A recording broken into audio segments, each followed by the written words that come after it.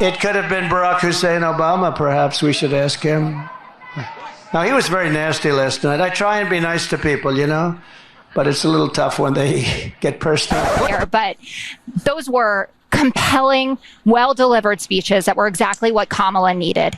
And people complaining about the tone or the tenor of it obviously didn't watch the RNC, which was all about demonizing Joe Biden, and have forgotten, I guess, that Donald Trump was an OG birther. Barack Obama and Michelle Obama need never be kind about that man for saying what he did about them.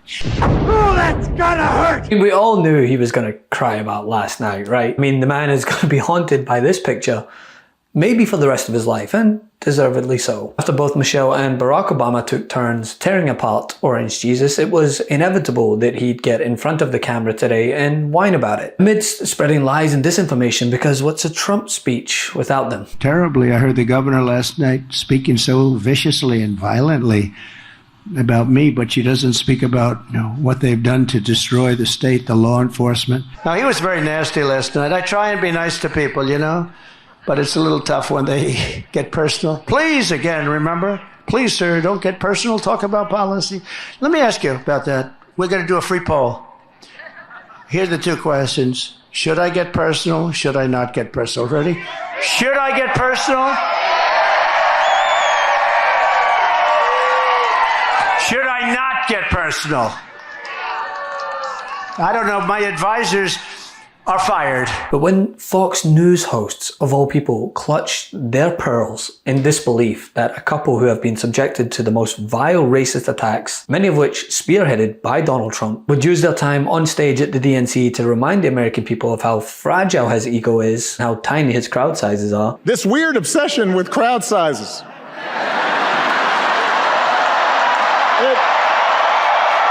Liberal host Jessica Tarlov was, as she usually is, on hand to offer a dose of reality to those cocooned off from said reality. My mother texted me after the speeches last night and she said, "Are you a Democrat yet?" This is what I'm dealing with. But those were compelling, well-delivered speeches that were exactly what Kamala needed.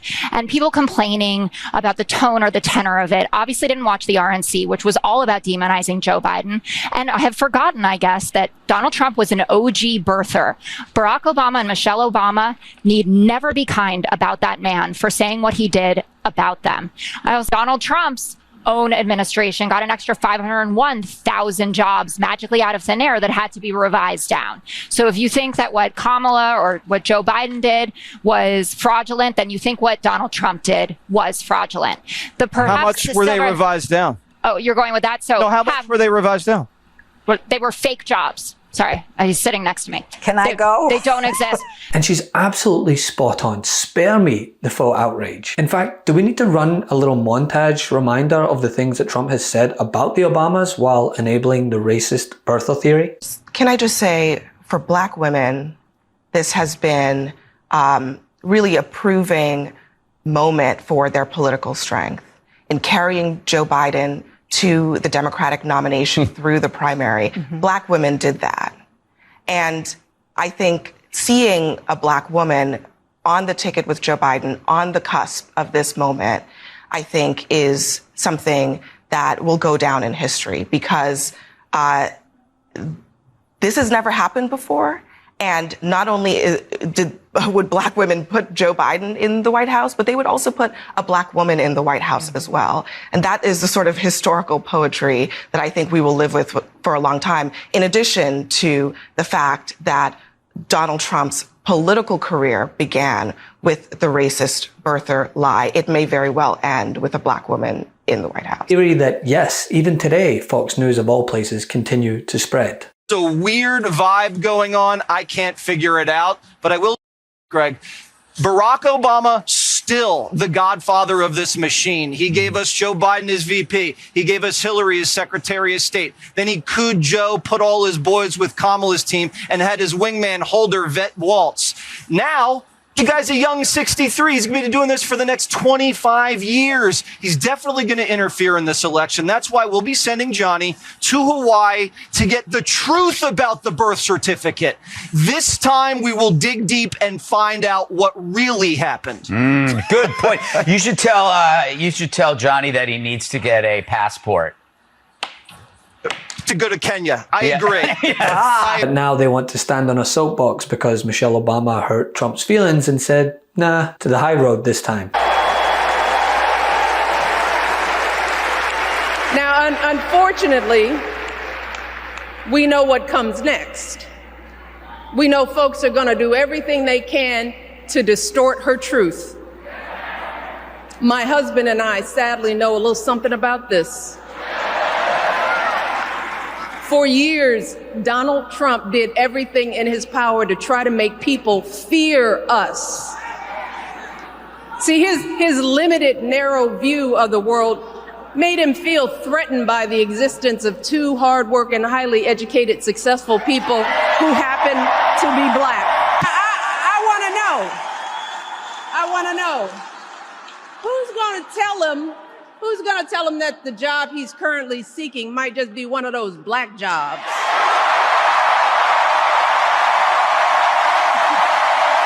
And the thing is, nothing she said was false either. It was bang on the money. Trump gets to fail upward time and time again without facing a slither of scrutiny that Barack Obama faced despite being a far superior president. She understands that most of us will never be afforded the grace of failing forward. We will never benefit from the affirmative action of generational wealth.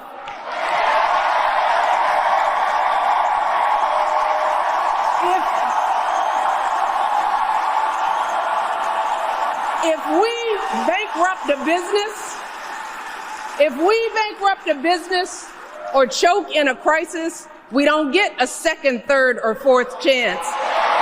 If things don't go our way, we don't have the luxury of whining or cheating others to get further ahead. No. We don't get to change the rules so we always win. If we see a mountain in front of us, we don't expect there to be an escalator waiting to take us to the top. They spent months attacking the man for wearing a tan suit, so please, get real. But no amount of complaining from Fox or Trump will take away from the stark contrast that has been so apparent this week. I mean, at this point, comparing the RNC versus the DNC is like comparing Amber Rose, the rapper, to Lil Jon. There is no comparison. To officially nominate Kamala Harris for president. 5, get loud, another round of shots. DNC, turn out for what? Turn out for what? And crowds, energy, messaging, not to forget the fact that even while in the middle of the convention, Harris and Walz were able to fill an entire separate arena in Milwaukee. Energy at our convention, we got a hell of a lot more energy at where they had their convention right here. So, this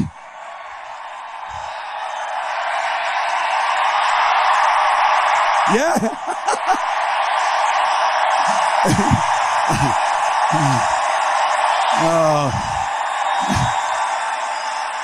That one guy's going to be so sad tonight. So sad. So sad. And it just so happens to have been the same arena that Republicans held whatever they called this. Delegates and alternates, let us commence with the call of the roll of the states. Delegates, are you ready? Let me hear you. Iowa, 40 delegates. Dude, you gotta do it. I'm a never Trump guy. I'm a never Trump guy. I'm a never Trump guy. I never liked him. I'm a never Trump guy. I'm a never Trump guy. I'm a never Trump guy. Georgia.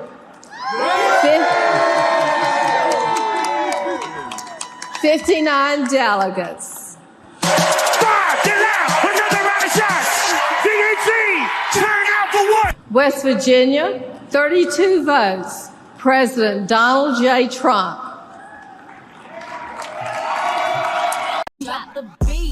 I'm a never Trump guy. I'm a never Trump guy. I'm a never Trump guy. I never liked him. I'm a never Trump guy. I'm a never Trump guy. I'm a never. Thank you, delegates. It's time for us to do the right thing, and that is to elect Kamala Harris as the next president of the United States of America. A tale of two roll calls. The Democratic National Convention turned into what is usually a lifeless event into a party. Don't tell me both parties are the same. Love this video? Make sure you stay up to date on the latest breaking news and all things Midas by signing up to the MeidasTouch newsletter at MeidasTouch.com/newsletter.